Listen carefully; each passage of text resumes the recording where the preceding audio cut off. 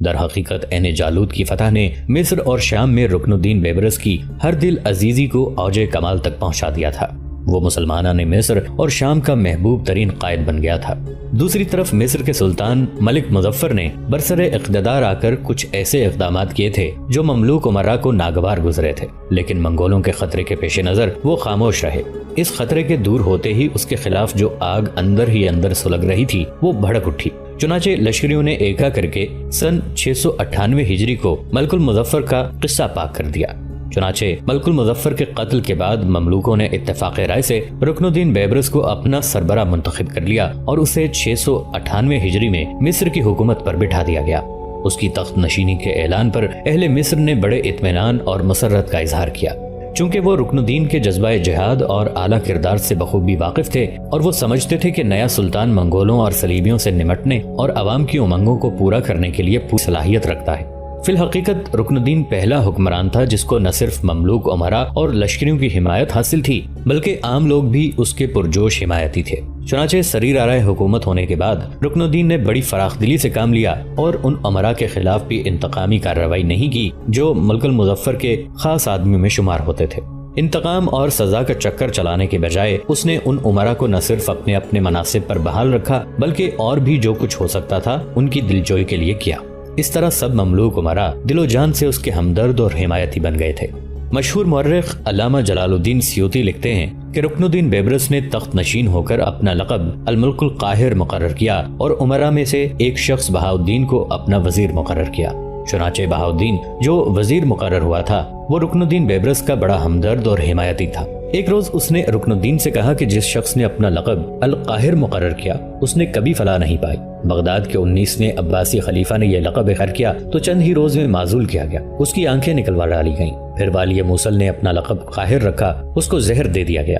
اپنے وزیر کی اس رائے کو رکن الدین نے پسند کیا، چنانچہ اس نے اپنا لقب قاہر سے بدل کر ظاہر رکھ دیا۔ اس طرح تاریخ کے اوراق میں سلطان رکن الدین بیبرس اپنے لقب الملک الظاہر سے مشہور ہوا۔ اب صورتحال یہ تھی کہ رکن الدین بیبرس مصر کا سلطان ہونے کے ساتھ ساتھ لشکریوں کا امیر اور سپہ سالار بھی تھا۔ عین جالوت کے مقام پر منگولوں کو بدترین شکست دینے کے بعد صرف رکن الدین بیبرس ہی نہیں اس کے لشکریوں کے حوصلے اور جذبے بھی بلند ہو گئے تھے اور اب وہ منگولوں سے ٹکرانا اپنے لیے ایک عزت اور سعادت خیال کرتے تھے۔ یہ تبدیلی یقیناً عالم اسلام کے لیے ایک روشنی کی دلیل تھی۔ چنانچہ رکن الدین بیبرس بیکار نہیں بیٹھا، اپنے لشکر کو لے کر وہ نکلا اور بڑی تیز رفتاری سے اس نے ارض شام کا رخ کیا۔ دراصل وہ چاہتا تھا کہ ہلاکو خان کی واپسی سے پہلے شام کے علاقوں میں جو منگولوں نے شہر فتح کیے ہیں وہ سارے واپس لے کر ان کے استحکام کو آخری شکل دے، پھر وہ دوبارہ منگولوں کو ان کی سرزمینوں میں داخل نہ ہونے دے۔ چنانچہ اپنا لشکر لے کر وہ تیزی سے شمال کی طرف بڑھا تھا۔ ادھر 3 بڑے شہروں میں جو منگولوں کے لشکر تھے انہیں بھی خبر ہو گئی تھی کہ مصر کے سلطان رکن الدین بیبرس نے ان کے نامور اور بہترین سپہ سالار قطبوغا کو موت کے گھاٹ اتار دیا ہے، منگولوں کے جرار لشکر کو شکست دی ہے اور اب بڑی تیز رفتاری اور برق رفتاری کے ساتھ شام کے شہروں کا رخ کر رہا ہے۔ یہ خبریں سن کر حمص، دمشق، حمات تجران اور حلب میں جو منگولوں کے لشکر تھے انہوں نے ایک دوسرے سے رابطہ قائم کیا اور پھر انہوں نے یہ فیصلہ کیا کہ علیحدہ رکن الدین کا مقابلہ کرنا ان کے لیے خطرات کا باعث بن سکتا ہے۔ چنانچہ تینوں شہروں میں جو منگولوں کے لشکر تھے وہ حلب شہر اور حمص کے درمیان ایک مناسب جگہ جمع ہو گئے۔ اپنے پاس انہوں نے مہینوں کے لیے کافی رسد بھی جمع کر لی اور اب ان کا ارادہ تھا کہ وہ انہی میدانوں میں مصر کے حکمران رکن الدین سے نمٹیں گے اور اس پر ایسی کاری ضرب لگائیں گے کہ اسے مصر کی طرف بھاگنے پر مجبور کر دیں گے۔ دوسری طرف منصور بن احمد کو بھی خبر ہو چکی تھی کہ رکن الدین بیبرس اپنے لشکر کے ساتھ تیزی سے شمال کی طرف بڑھ رہا ہے، لہٰذا اس نے حلب سے چند میل شمال میں قیام کر رکھا تھا۔ یہ خبر سن کر اس نے اپنے چھوٹے بڑے سالاروں کو جمع کیا۔ جب سب اس کے پاس آ گئے تب منصور بن احمد نے پہلے ایک غیر نگاہ سب پر ڈالی، پھر کہنے لگا، میرے عزیز بھائیو، میں ایک نئی منصوبہ بندی پر عمل کرنے لگا ہوں۔ اگر تم لوگوں نے اس سے اتفاق کیا تو اس پر عمل کیا جائے گا، ورنہ اس کو روک دیا جائے گا۔ یہاں تک کہنے کے بعد منصور بن احمد رکا، پھر اپنی بات کو آگے بڑھاتا ہوا وہ کہہ رہا تھا، ابھی تھوڑی دیر تک ہم یہاں سے مزید شمال کی طرف بڑی تیزی سے سفر کریں گے اور 10 میل آگے بڑھتے چلے جائیں گے۔ ہمارے مخبر ہمیں یہ اطلاع دے چکے ہیں کہ رکن الدین بیبرس ابھی اپنے لشکر کے ساتھ کافی دور ہے، لہٰذا ہم کئی میل شمال کی طرف چلے جائیں گے اور پھر منگولوں کے آس پاس بلکہ ان کے اندر بھی یہ خبریں پھیلا دیں گے کہ منصور بن احمد، شرف الدین کردی اور حسام الدین جوکندار اپنے لشکر کو لے کر کوہستان قیچاک کی طرف جا چکے ہیں، اور جب ان کے جاسوس ان علاقوں کا جائزہ لیں گے جہاں ہم نے اب قیام کر رکھا ہے تو یقیناً مان جائیں گے کہ ہم واقعی شمال کی طرف جا چکے ہیں۔ और हम हकीकत में कई मील दूर तक शिमाल में जाकर किसी मुनासिब जगह पर पड़ाव कर लेंगे। अपने इर्द गिर्द अपने मुसल्ला जबान फैला देंगे ताकि इन इलाकों में या हमारे इर्द गिर्द कोई मंगोल खबरें लेने के लिए भटकता दिखाई दे तो उसका किस्सा तमाम करके रखते हैं। अभी हम दो तरह के अपने हरकारे और मुखबिर तैयार करेंगे। पहले वो होंगे जो मंगोलों के लश्कर में ये खबरें फैलाएंगे कि मंसूर बिन अहमद शरफुद्दीन और हसामुद्दीन कोहिस्तान कैचाक की तरफ जा चुके हैं। दूसरे जासूस हमें रुकनुद्दीन बेबरस की आमद और उसके महल्ले वकूअ से मुतालिक बराबर आगाह करते रहेंगे। हम ये तो सब जान चुके हैं कि हम्मात, जरान, हुमस, दमिश्क और हलब में जिस कदर मंगोलों के लश्कर थे वो सब यकजा हो चुके हैं और वो हलब के नवा में जमा होकर एक साथ इत्तफाक और यकजहती के साथ रुकनुद्दीन का मुकाबला करना चाहते हैं। जो खबरें हमारे मुखबिर लेकर आए हैं उनके मुताबिक मंगोलों ने यह भी इरादा कर रखा है कि वो रुकनुद्दीन बेबरस से अपने सालार कतबोगा का इंतकाम जरूर लेंगे। हमारे मुखबिर जब ये इत्तला करेंगे कि रुकनुद्दीन बेबरस अपने लश्कर के साथ मंगोलों से 5 मील के फासले पर रह गया है, तब हम भी हरकत में आएंगे। शिमाल से जुनूब की तरफ बढ़ेंगे और मंगोलों के लश्कर से 5 मील के फासले पर आ जाएंगे। इसके बाद जब रुकनुद्दीन बेबरस मंगोलों के सामने आकर सफारा होगा तो शिमाल की तरफ से खिसकते हुए हम दोनों मंगोलों के लश्कर के करीब ही घात लगा लेंगे। मंगोल हो सकता है रुकनुद्दीन बेबरस के आते ही जंग की इब्तदा कर दें। वो ये चाहेंगे कि मिस्र का लश्कर सफर करके थका हुआ होगा, लिहाजा उनकी थकावट से फायदा उठाकर अपनी कामयाबी को यकीनी बनाएंगे। चुनाचे मंगोल जब रुकनुद्दीन बेबरस से टकराएंगे तो उसके बाद हमारे काम की इब्तदा होगी। अपने लश्कर के साथ हम अपनी घात से निकलकर मंगोलों की पुश्त की तरफ से हमलावर होंगे। फिर मैं देखूंगा कि एक तरफ से रुकनुद्दीन जब हमलावर होगा और दूसरी जानिब पुश्त की तरफ से मंगोलों पर हम ज़रब लगाएंगे तो मंगोल कैसे अपने मरने वाले सालार कतबोगा का इंतकाम लेते हैं और कैसे वो रज़मगाह के अंदर ज्यादा देर रुकने, ठहरने और जंग करने की जुर्रत और जसारत करते हैं। हसामुद्दीन, शरफुद्दीन और दीगर सालारों ने जब मंसूर बिन अहमद की इस तजवीज से इत्तफाक किया तब थोड़ी देर बाद लश्कर हरकत में आया और बड़ी तेजी के साथ शिमाल की तरफ पेशकदमी शुरू कर दी। अगले रोज मंगोलों के अंदर ये खबर फैल गई मंसूर बिन अहमद अपने लश्कर को लेकर कोहिस्तान कैचाक की तरफ जा चुका है। हरब के नवाह में जहां मंगोल जमा हुए थे वहां जहां तक निगाह काम करती थी मंगोलों का पड़ाव कायम था। रसद के सामान के अलावा बार बर्दारी के जानवरों और खुराक के लिए इस्तेमाल होने वाले जानवरों के रेवड़ खड़े हुए थे, जबकि मंगोलों के तीनों असाकर के सालार यानी दमिश्क, हुमस और हलब के लश्करियों के सरबरा एक जगह बैठ गए। जिस वक्त उन्होंने सुल्तान रुकनुद्दीन से निमटने की अपनी मंसूबाबंदी को आखिरी शक्ल दे ली तब कुछ मुखबिर आए और उन्होंने उन्हें ये इतला दी कि मंसूर बिन अहमद अपने लश्कर के साथ कोहिस्तान कैचाक की तरफ जा चुका है। ये खबर यकीनन उन मंगोल सालारों के लिए बड़ी हौसला अफजा और खुशकुन थी और वो ये ख्याल करने लगे थे कि अब अकेले रुकनुद्दीन का मुकाबला करने के लिए उन्हें ज्यादा तरद्दुद का सामना नहीं करना पड़ेगा।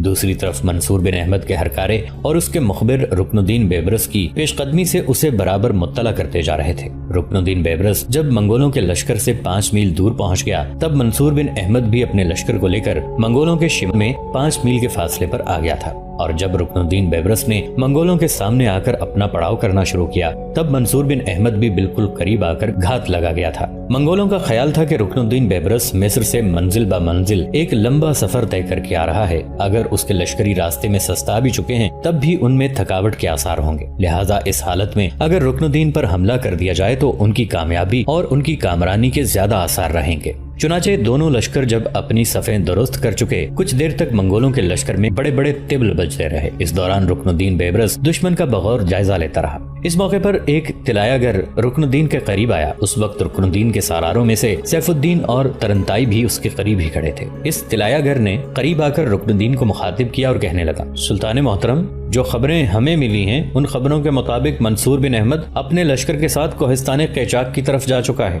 ये खबर सुनकर हल्का सा तबस्सुम रुकनुद्दीन बेबरस के चेहरे पर नमूदार हुआ। फिर कहने लगा, गो तुम मुझे ये खबर सुना चुके हो, लेकिन मेरा दिल नहीं मानता कि इन हालात में जब हम मंगोलों से टकराने के लिए शाम की सरजमीनों की तरफ आए हैं तो मंसूर बिन अहमद हमारा साथ दिए बगैर कोहिस्तान कैचाक की तरफ चला जाए। मैं इसे नामुमकिन ख्याल करता हूँ। हो सकता है ये भी उसकी कोई जंगी चाल हो। बहरहाल तुम जाओ और पहले की तरह अपने काम में लग जाओ। मंगोलों के लश्कर में कुछ देर तक तिबल बजते रहे। जब तिबल बजना बंद हो गए तब कबल इसके के मंगोल अपनी किसी कार्रवाई की इब्तदा करते रुकनुद्दीन बेबरस ने अपने लश्कर को पहले ही 3 हिस्सों में तकसीम कर रखा था। दरमियानी हिस्सा उसके पास, दायां पहलू सैफुद्दीन के पास, बायां पहलू करनताई की कमांदारी में था। मंगोलों के लश्कर में जो ही तिबल बजना बंद हुए रुकनुद्दीन बेबरस ने अपने लश्कर को हवा के झोंकों के शोला शरर और बिफरी मौजों की यलगार की तरह आगे बढ़ाया। फिर वो मंगोलों के लश्कर हमलावर हो गए थे। जवाबी कार्रवाई करते हुए मंगोल भी रुकनुद्दीन بیبرس کے لشکر پر بربادیوں کی لامتناہی پرچھائیوں کی طرح ٹوٹ پڑے تھے۔ ابھی یہ ٹکراؤ تھوڑی ہی دیر ہوا تھا کہ اچانک منگولوں کے لشکر کی پشت پر تکبیریں بلند ہوئیں اور پھر دیکھتے ہی دیکھتے منصور بن احمد، شرف الدین کردی اور حسام الدین جوکندار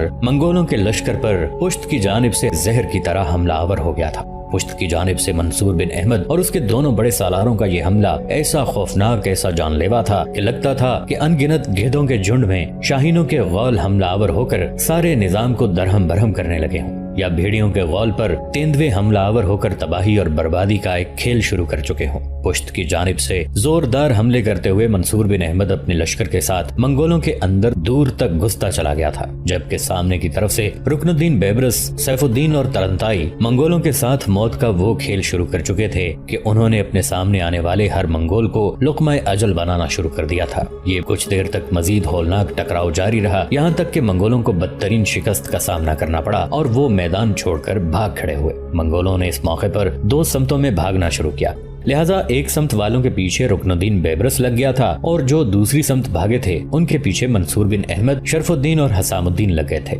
منصور بن احمد نے جن منگولوں کا تعاقب کیا تھا ان کو گھیرنا شروع کر دیا، پشت کی طرف خود رہا، دائیں بائیں سے شرف الدین اور حسام الدین نے ان کا گھیراؤ کیا، انہیں روک دیا۔ سب سے پہلے انہیں گھوڑوں سے اترنے کے لیے کہا، پھر ان سے ان کے ہتھیار لے کر انہیں رسیوں میں باندھ دیا گیا اور اس جگہ واپس لایا گیا جہاں جنگ ہوئی تھی۔ وہ لگ بھگ 400-500 منگول تھے اور ان کے 400-500 گھوڑے اور ہتھیار ایک طرف کر دیے گئے تھے۔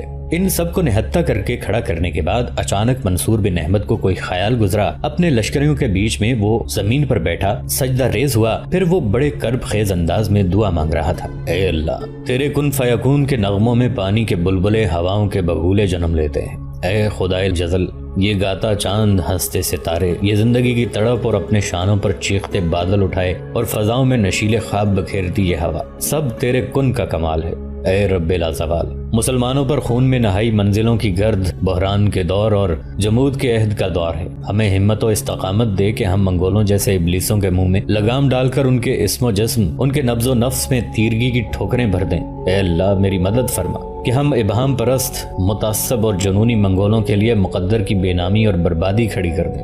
اے اللہ، یہ منگول عصمتوں پر گندگی اچھالتے رہے ہیں، برہنہ شیطانی قہقہے بلند کرتے رہے ہیں۔ اے اللہ، انہوں نے آدمیت کے چیتھڑے اڑاتے، ماؤں کی گود کی نرمی اور آسودگی چھینی، چشم انسانیت کو لہو لہو کیا۔ اے اللہ، ہماری بھول چوک پر ہماری گرفت نہ کر، ہمارے معاملے میں سختی سے کام نہ لے۔ اے اللہ، ہمیں ہمت دے، ہماری مدد فرما کہ ہم اسلام کے غیر متبدل اصولوں پر قائم رہتے ہوئے پھر سے اپنی شیرازہ بندی کر کے دشمن کے اتحاد عملی اور ان کے شجر اقبال کو کاٹ کر رکھتے ہیں۔ اے اللہ، ہماری مدد فرما۔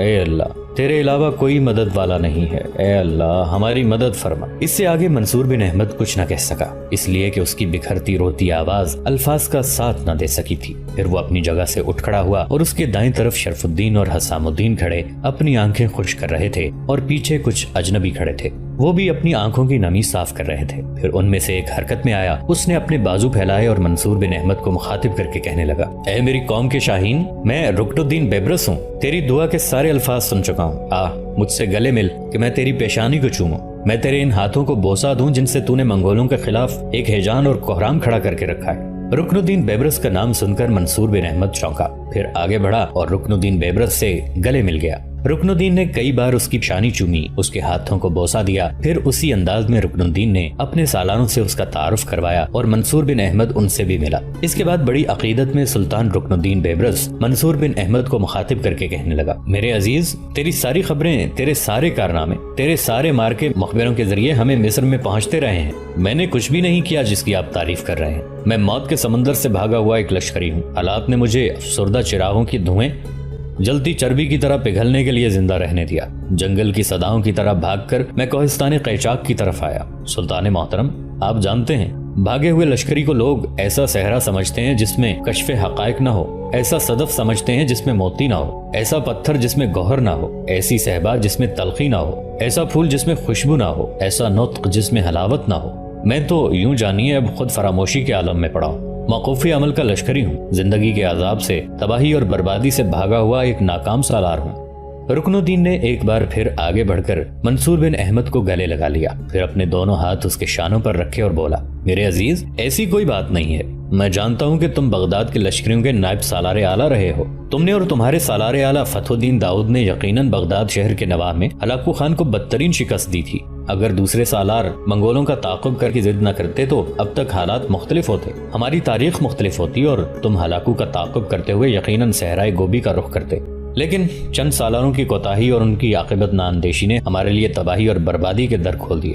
یہاں تک کہتے کہتے رکن الدین کو رک جانا پڑا, اس لیے کہ ایک مسلح جوان اپنے گھوڑے کو سرپٹ دوڑاتا ہوا آیا. منصور بن احمد اسے پہچان گیا تھا, وہ اس کے مخبروں میں سے ایک تھا. اس موقع پر منصور بن احمد رکن الدین بیبرس کی طرف دیکھتے ہوئے کہنے لگا, سلطان محترم, یہ میرا ایک مخبر آیا ہے, دیکھتے ہیں یہ کیا کہتا ہے. قریب آ کر اس مخبر نے بلند آواز میں سلام کیا. پھر وہ سب سے مصافحہ کرنے کے بعد منصور بن احمد کے قریب ہوا اور بے پناہ خوشی کا اظہار کرتے ہوئے کہنے لگا, امیر, میں آپ کے لیے ایک خوشخبری لے کر آیا ہوں. یہ الفاظ سن کر رکن الدین بیبرس, منصور بن احمد اور وہاں کھڑے سالار اور لشکری چونکے تھے. یہاں تک کہ وہ مخبر پھر بولا اور کہنے لگا, امیر منصور بن احمد, آپ کے لیے اچھی خبر یہ ہے کہ خداوند قدوس نے آپ کو ایک اور بیٹا دیا ہے. جہاں آپ کے پہلے بیٹے کا نام احمد بن منصور ہے, اب آپ کی بیوی نے اپنے دوسرے بیٹے کا نام سعد بن منصور رکھا ہے. یہ خبر سن کر سب بے پناہ خوشی کا اظہار کر رہے تھے. باری باری سب منصور بن احمد کو مبارکباد دینے لگے تھے. پھر رکن الدین نے کچھ سوچا اور منصور بن احمد کو مخاطب کر کے کہنے لگا, میرے عزیز, میں نے سن رکھا ہے کہ تمہاری بیوی کا نام کیتھرین ہے اور وہ آرمینیا کے شہنشاہ کی بیٹی ہے. ہلکا سا تبسم اس موقع پر منصور بن احمد کے چہرے پر نمودار ہوا. پھر کہنے لگا, سلطان محترم, آپ نے ٹھیک سنا ہے, میری بیوی کا نام کیتھرین ہے اور وہ آرمینیا کے بادشاہ ہیشون کی بیٹی ہے. پھر سلطان نے دشمن کے پڑاؤ کی ہر چیز پر قبضہ کرنے کے بعد وہاں پڑاؤ کرنے کا حکم دیا. ساتھ ہی ساتھ اپنے سارے سالاروں کے ساتھ ایک جگہ بیٹھ گیا. تھوڑی دیر خاموشی رہی. پھر منصور بن احمد کی طرف دیکھتے ہوئے سلطان نے پوچھ لیا, منصور بن احمد, میرے بھائی, ہماری نسبت منگولوں کے خلاف تمہارا تجربہ زیادہ ہے. پہلے مجھے یہ بتاؤ کہ جیسا کہ ہم نے اس سے پہلے فلسطین کے میدانوں میں ہلاکو خان کے لشکر کو بدترین شکست دی ہے اور اس کے بہترین سالار قطبوغا, اس کے بیٹے کے علاوہ ان کے سالاروں کو موت کے گھاٹ اتار دیا ہے, اور یہاں حلب کے نواح میں بھی ہم نے ہلاکو کے متحدہ لشکر کو بدترین شکست دی ہے اور ان کی تعداد کو خوب کم کیا ہے. ان سارے حالات کو سامنے رکھتے ہوئے تمہارا کیا اندازہ ہے؟ کیا یہ خبریں ملنے کے باوجود بھی ہلاکو خان اپنے مرکزی شہر قراقرم جائے گا, وہاں ہونے والی منگولوں کی قرولتائی میں شریک ہوگا؟ رکن الدین بیبرس یہاں تک کہنے کے بعد جب خاموش ہوا تب منصور بن احمد بولا اور کہنے لگا,